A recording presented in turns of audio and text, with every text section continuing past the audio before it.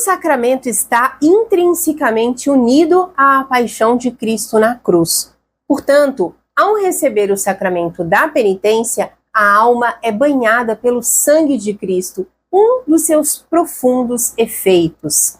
Para se aprofundar nesse assunto, é necessário entender o que é a chamada comunhão dos santos que professamos no credo. Bora lá? Olá, salve Maria! Quando alguém recebe a absolvição no sacramento da penitência, a sua alma é purificada e santificada pelo precioso sangue de Cristo. Por isso, os santos que tinham uma profunda compreensão do valor infinito desse sangue redentor ansiavam por se confessar. Eles explicam que esse sacramento traz uma graça tão grande que vai muito além do simples perdão dos pecados. Mas antes de continuarmos, eu quero te apresentar o nosso desafio de 21 dias de oração, que ensina práticas como a oração mental, a Lectio Divina, a oração vocal e a meditação católica, e que trará profundas transformações no âmbito espiritual, emocional e até mesmo psicológico para a sua vida. Você terá mais intimidade com Deus, disciplina espiritual, crescimento interior e paz, uma maior clareza espiritual, uma verdadeira transformação da vida de oração, a maior abertura à graça de Deus e maior conhecimento da palavra.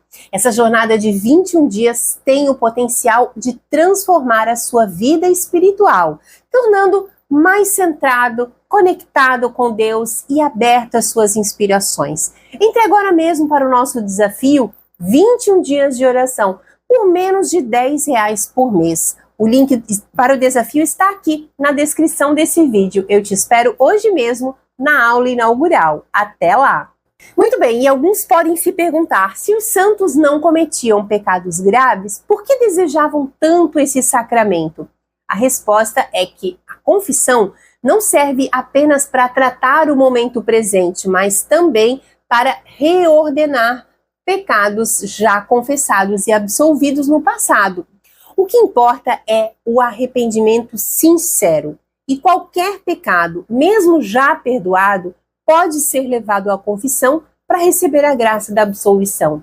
Mais importante do que o pecado que é perdoado é a graça derramada sobre a alma.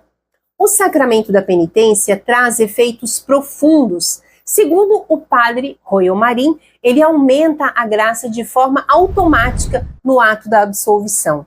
A intensidade dessa graça, porém, depende do grau de arrependimento de quem se confessa.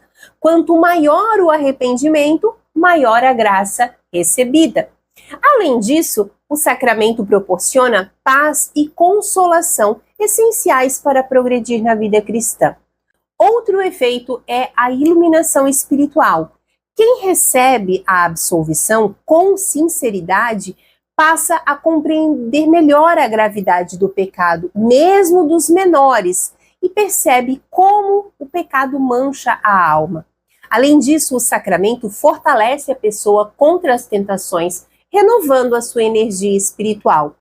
Por isso é recomendada a confissão frequente. O Catecismo da Igreja Católica também ensina sobre as indulgências que estão relacionadas ao sacramento da penitência. Todo pecado traz duas consequências: a pena eterna, que é o inferno, e a pena temporal, que pode ser paga no purgatório. A confissão remove a pena eterna, mas a temporal pode ser purificada ainda nesta vida, ou, para muitos, no purgatório. As indulgências surgiram na igreja primitiva quando mártires ofereciam os seus sofrimentos pelos pecadores arrependidos. A igreja, com o poder recebido de Cristo, passou a usar os méritos da paixão de Jesus, dos santos e dos mártires para conceder indulgências que aliviam ou eliminam a pena temporal. As indulgências podem ser parciais ou plenárias e podem ser aplicadas a si mesmo ou aos falecidos. Elas refletem a realidade da comunhão dos santos. Todos os cristãos estão unidos como membros do corpo místico de Cristo.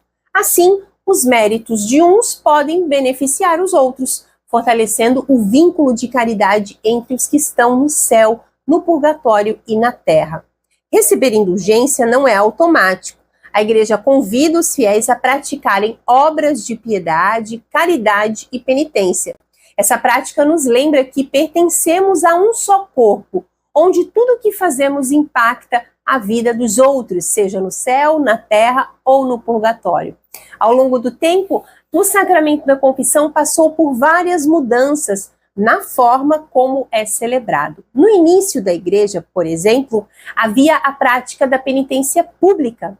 Já no século VI surgiu a confissão auricular, em que o fiel confessava os seus pecados de forma privada ao sacerdote. Nessa época, depois da confissão, a pessoa recebia uma penitência para ser cumprida antes de obter a absolvição, que podia levar anos.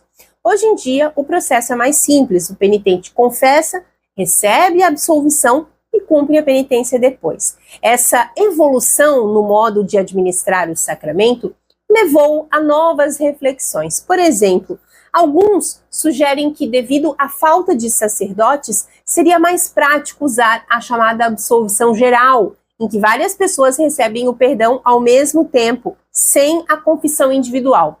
Porém, essa solução não resolve o problema real, que é a necessidade de contato pessoal entre o sacerdote e o fiel. Afinal, é nesse encontro que o pastor pode realmente guiar as suas ovelhas no caminho do céu.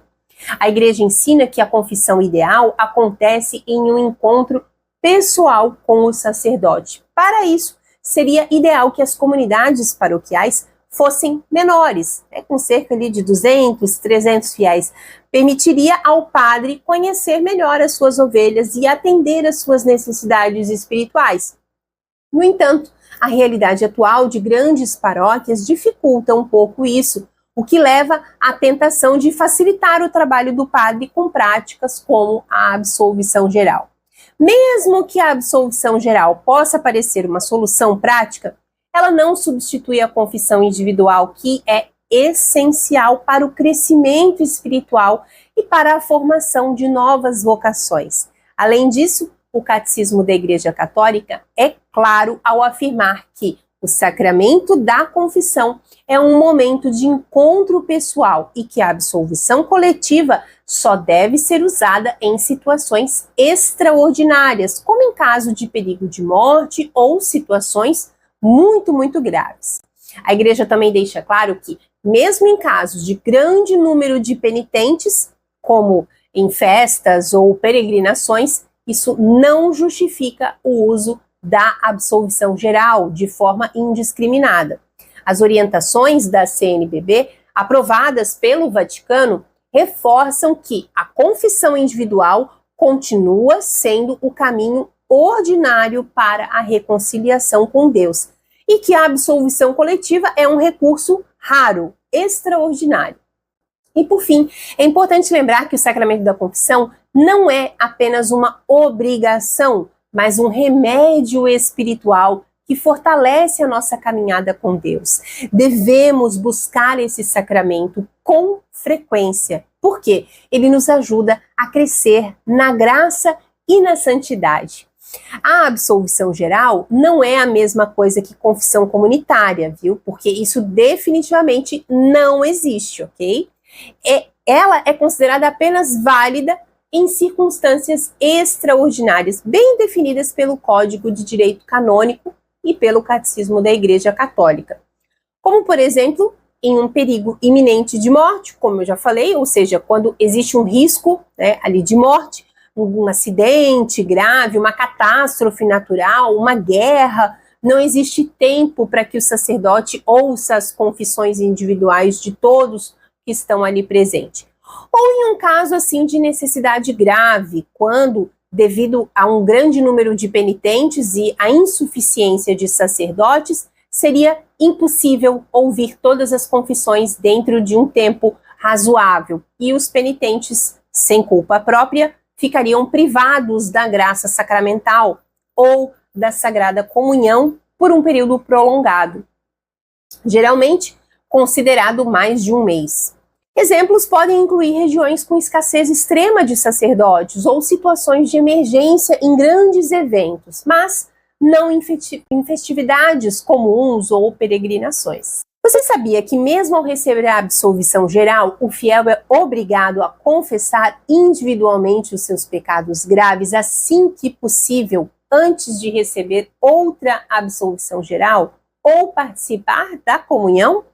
Portanto, a absolvição geral não substitui a confissão individual, que permanece o modo ordinário de reconciliação com Deus. Que Deus te abençoe, salve Maria! E não deixe de conferir o nosso site virtudeplena.com.